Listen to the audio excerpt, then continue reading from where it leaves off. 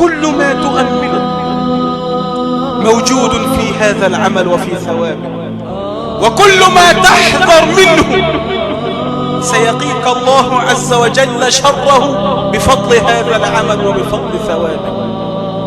قال الله جل وعلا في أهل الجنة: وأقبل بعضهم على بعض يتساءلون قالوا إنا كنا قبل في أهلنا مشفقين.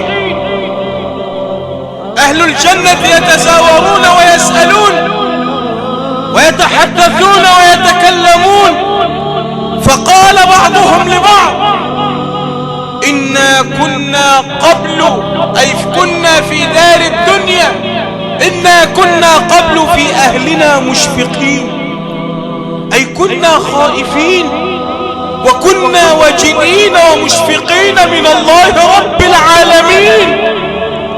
إنا كنا قبل في أهلنا مشفقين فمن الله علينا ووقانا عذاب السموم، إنا كنا من قبل ندعوه إنه هو البر الرحيم.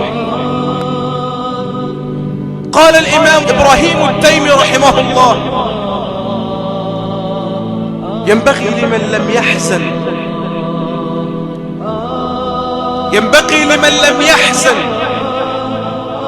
أن يخشى ألا يكون من أهل الجنة. قالوا: ولما؟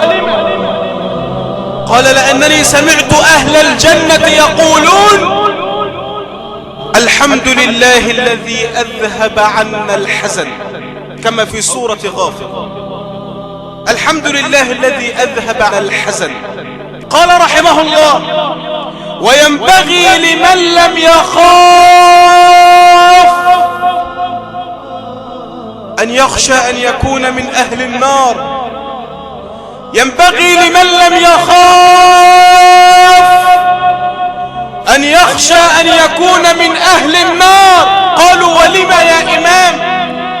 قال: لأنني سمعت أهل الجنة يقولون: إنا كنا قبل في أهلنا مشفقين فمن الله علينا ووقانا عذاب السموم. ينبغي لمن لم يخاف أن يخشى أن يكون من أهل النار. لذلك قال الإمام وهب بن منبه رحمه الله: قال: ما عبد الله عز وجل بمثل الخوف، أي أفضل عباداتك على الإطلاق هي خوفك من الملك جل جلاله.